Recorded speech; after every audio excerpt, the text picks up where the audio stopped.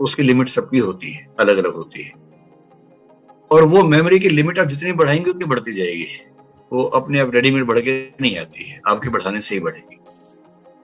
दूसरा मेमोरी का एक सिंपल तरीका है, मतलब गजनी फिल्म का नायक आपको याद होगा, टोटल मेमोरी लॉस उसको होता था। हम सबको उतना तो नहीं होता, लेकिन हम सबको भी थोड़ा बहुत तो हो ही जाता है कि आपने कुछ पढ़ा, तुरंत याद है, जो फ्रेश है वो याद है।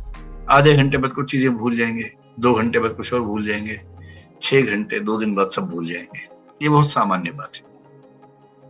हमारी मेमोरी जिस फंक्शन पे काम करती है वो ये है कि जो हमें लगता है कि बहुत इंपॉर्टेंट है हमारे लिए, वो हमें याद रहता है। जो हमें लगता है कि बहुत इंपॉर्टेंट नहीं है, वो हम भूल जाते हैं। एक सामान्य बात है, और ये बहुत बड़ा वरदान है जो मनुष्य को मिला हुआ है। अगर हम भूल ना पाए तो जिंदगी नरक बन जाएगी। भूलने का वरदान बहुत बड़ा वरदान है। आप दिन भर में इतनी चीजें देखते हैं, सुनते हैं, अगर सारी हमेशा आपकी चेतना में रहें तो आपका क्या हाल होगा, अंदाजा लगा के देख लीजिए। और मैं मनोविज्ञान के भाव से भी कहता हूँ कि जीवन में कुछ बुरे क्षण आते हैं, उनको नहीं भूल पाएंगे तो फिर जिएंगे कैसे। तो पहली बात तो भूलना एक समस्या नहीं, भूलना एक वरदान भी है, समस्या के साथ साथ वरदान भी है। अभी आपके लिए समस्या है कि जो पढ़ा वो भूल गए, उसे कैसे मैनेज करें। तो उसका तरीका यह है कि पहली बात, मेमोरी की लिमिटेशन को ध्यान रखते हुए मेमोरी के अंदर कूड़ा मत भरिए, यानी कि निरर्थक चीजें मत भरिए। जो बेकार के तथ्य हैं उनको मत भरिए, काम की बातें मेमोरी में लेके जाइए। पहली बात तो ये है। दूसरा, जो महत्वपूर्ण बातें हैं उनको लिख लिख के याद कीजिए। कभी कभी फार्मूले बना के याद कीजिए। आपने कभी ना कभी बचपन में कोई फार्मूला बना के याद किया ही होगा। जैसे सारे राज्यों के नाम याद करने हैं तो राज्यों के नाम के पहले पहले अल्फाबेट्स लेके एक वाक्य बना लिया जिससे वो अल्फाबेट्स जुड़ रहे हैं आपस में। अब क्या हुआ कि आपने एक वाक्य याद किया और वाक्य के हर शब्द से, हर वर्ण से एक राज्य के नाम का लिंक बना रखा है। ये जो मैकेनिज्म होते हैं इंडिविजुअल होते हैं, हर व्यक्ति अपने स्तर पे करता रहता है। तो बहुत जरूरी और बहुत बड़े तथ्यों को याद करने के लिए फार्मूले बना लीजिए। बाकी तथ्यों को याद करने के लिए लिख लिख के याद कीजिए। और जो मैंने पहले ही कहा कि 3 रिवीजन होने के बाद आप गजनी बिल्कुल नहीं बनेंगे, फिर आप गजनीपन से बाहर निकल जाएंगे।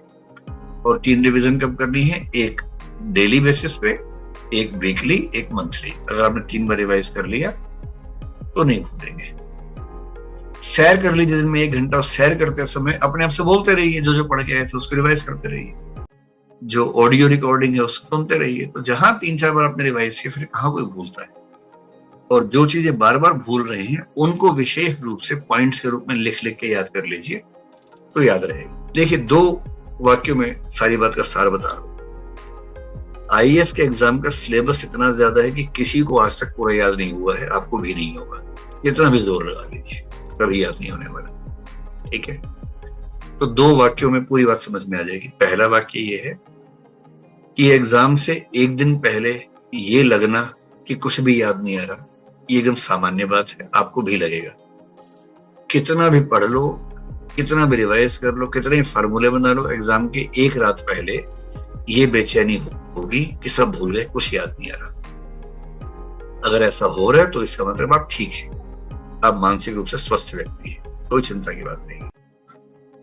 आप एग्जाम में जाएंगे, कई प्रश्नों को देख के ये भाव आएगा कि कुछ पॉइंट्स याद नहीं आ रहे हैं, ये भी सामान्य बात है। लेकिन आपको हर प्रश्न में उतना याद आ जाएगा जितना लिखने से आपका काम चल सकता है, क्योंकि आपने याद इतना किया हुआ है कि आप हर प्रश्न में 2000 शब्द लिख सकते हैं और लिखने 200 शब्द हैं।